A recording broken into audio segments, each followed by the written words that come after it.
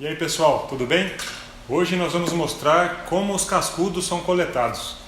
Você que tem um cascudo em casa, que já viu na loja de aquário, já se perguntou como é que eles são coletados na natureza? Existem basicamente dois grandes tipos de pesca ornamental na Amazônia. Uma delas é a dos piabeiros, que são principalmente ali no estado do Amazonas, né, no Rio Negro. Os pescadores de cardinal, de neon, né, de rodóstomo, de coridoras também usam técnicas muito semelhantes que são apropriadas para pegar peixes de pequeno porte que andam em cardume, na água aberta ou em substratos arenosos, né, como as coridoras. Existe um outro tipo de pesca que é completamente diferente, que são a dos acarizeiros aqui do estado do Pará, principalmente nos rios Tocantins, Xingu, Tapajós, os rios de escudo brasileiro, que possuem uma correnteza razoavelmente forte, fundo com substrato rochoso. Os cascudos eles vivem associados a esses substratos, né, que são substratos tridimensionais, né, às vezes muito complexos e também em localidades profundas. Então não é só passar uma redinha, né, então tem técnicas muito específicas que a gente vai mostrar daqui a pouco. Né, então a gente acompanhou o Dani, que é o pescador que sempre trabalha com a gente, na expedição do projeto do Alberto Acama lá no Rio Tocantins. Então a gente tem alguns outros vídeos sobre essa expedição, espero que vocês acessem aí nos links. E a gente vai mostrar um pouquinho agora, fazer uma compilação dos vídeos que a gente fez com o Dani, então nesses mergulhos, para vocês verem como é que é coletado os cascudos. Essas técnicas elas também são utilizadas aqui no Rio Xingu e no Tapajós e em vários outros rios, né, que tem esse mesmo tipo de ambiente. Então, quando você olhar para o seu cascudinho aí, olha só o trabalho que dá para pegar ele. Espero que vocês gostem do vídeo. Esse aí é o Dani se preparando para mais um mergulho em busca de cascudos e também de outros peixes que ficam no substrato. Os acarizeiros utilizam dois tipos de mergulho. Pode ser em apneia, aquele mergulho em que você segura a respiração e fica submerso o maior tempo possível até voltar e respirar de novo, ou utilizam compressores, como esse do vídeo. Com o compressor, o mergulhador pode ir mais fundo e passar mais tempo, né, em cada mergulho. E isso aumenta bastante a eficiência da captura. Porém, tem algumas questões de fisiologia de mergulho que devem ser observadas, né? E esse mergulho com compressor muitas vezes é bastante perigoso.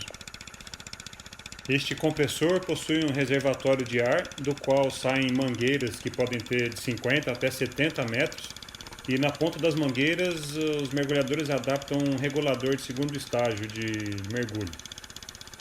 O motor do compressor também gera eletricidade, que através de fios enrolados na mangueira alimenta uma lanterna que fica presa à cabeça do pescador.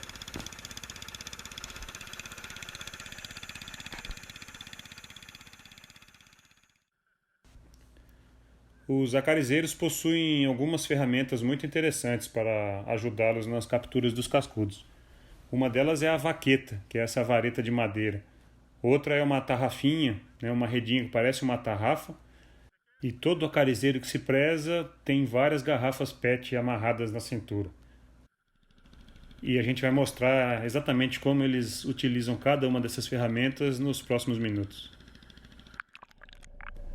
Os acarizeiros possuem técnicas bastante peculiares de mergulho, que provavelmente foram desenvolvidas por tentativa e erro durante décadas. Mergulhar em corredeiras é bastante diferente de mergulhar no mar em ambiente aberto. Existe muita correnteza e muito arrasto aqui, então você tem que praticamente ficar agarrado ao substrato e é como se fosse um alpinismo horizontal. Quanto mais equipamentos você tiver, por exemplo, um colete flutuador, mais arrasto você vai gerar e mais difícil vai ser se movimentar entre as pedras na corredeira.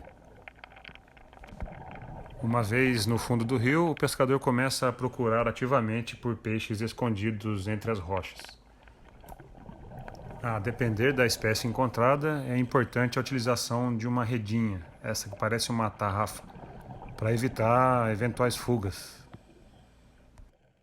Espécies da ordem Gymnotiformes, por exemplo, como este ituicavalo, ou Apteronotus albifrons, seriam impossíveis de se coletar se não fosse com o auxílio da redinha. Os animais coletados são cuidadosamente colocados dentro de uma garrafa PET, que possuem um rasgo longitudinal que permitem que o peixe seja colocado dentro da mesma. Observem a delicadeza com a qual o pescador manuseia a garrafa e os peixes. Na pesca de peixes ornamentais, a integridade de cada espécime é crucial, e se o pescador entregar peixes danificados ao comprador, perderá valor ou mesmo nem será aceito.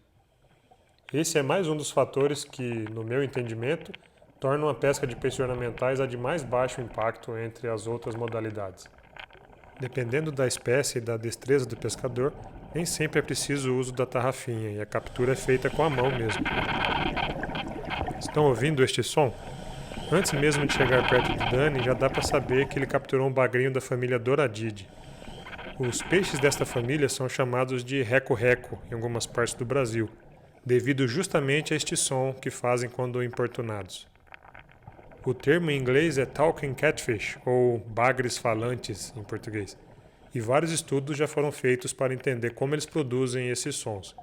A sequência de imagens que vocês verão a partir de agora foram capturadas com uma GoPro acoplada à cabeça do Dani, para vocês sentirem um pouquinho como é a experiência de coletar os peixes no seu ambiente natural.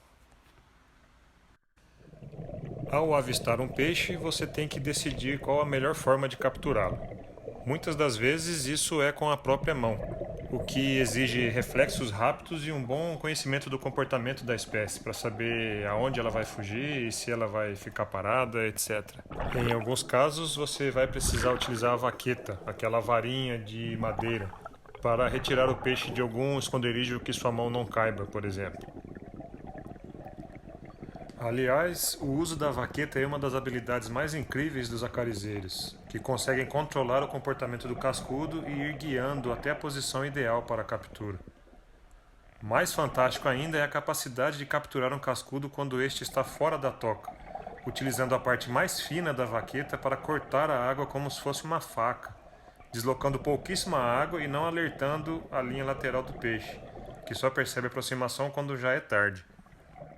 Essa técnica é particularmente útil em grandes profundidades ou em mergulhos noturnos, quando os cascudos são mais frequentemente avistados fora das tocas. Olhando assim parece fácil, né? Mas acreditem, essa eficiência é fruto de anos de experiência e já vi muito pesquisador tentando replicar a técnica com um sucesso meio duvidoso. A vaqueta pode ser usada também como ferramenta para quebrar parte de uma rocha, até expor suficientemente o cascudo para que esse possa ser retirado do esconderijo.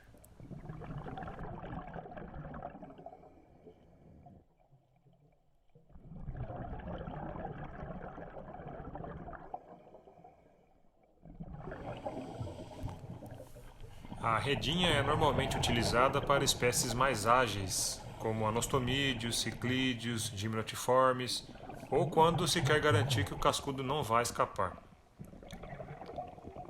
Você pode circundar uma rocha com a redinha e tentar espantar os peixes de suas tocas, que ficarão assim aprisionados pela rede ao tentar fugir. Ou pode também tentar laçar o peixe à meia água, o que necessita um grau ainda maior de destreza e conhecimento dos hábitos e comportamento de cada espécie.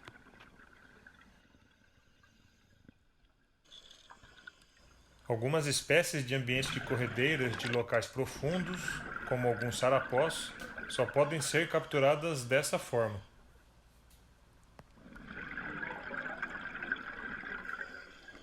Vocês viram que os acariceiros possuem várias garrafas amarradas ao redor do corpo.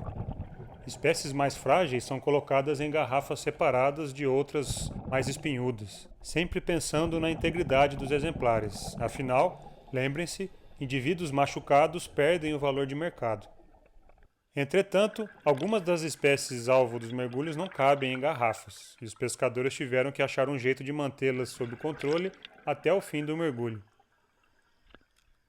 Várias dessas espécies são encontradas em profundidades grandes, e imaginem se a cada exemplar capturado ele tivesse que subir para o barco e depois descer de novo. Qual foi a solução? Amarrar o bicho na mangueira de ar. Isso mesmo. Cuidadosamente, o pescador escolhe um local da mangueira e amarra o cascudão ali, de forma que ele não se machuque, mas também não fuja. Esse processo é repetido muitas vezes até o pescador atingir a meta daquele mergulho.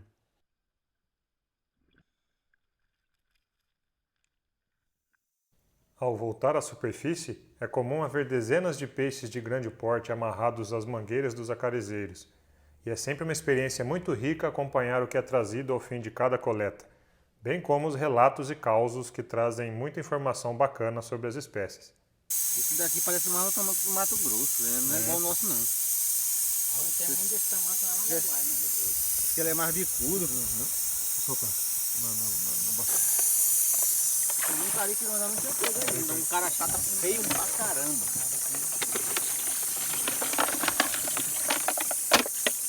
Mais guariba, mais tudo.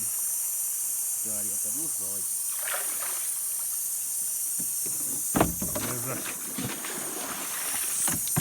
O lugar que tem, a produção é rápida, né? Moço, lugar que tem. É por isso que eu gosto de lugar fundo, porque não tem trabalho, tá arrancando aí do buraco não, é só pegando. E tá tudo apregado, né? É, estão andando.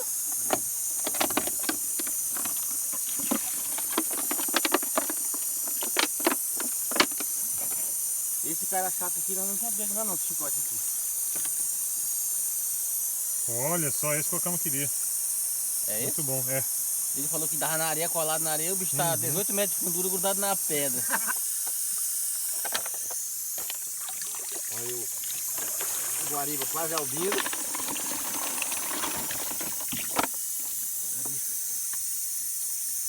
Ele deu bem clarinho.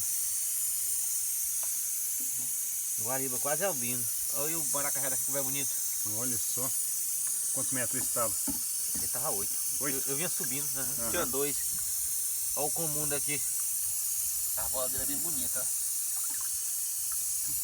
Olha só.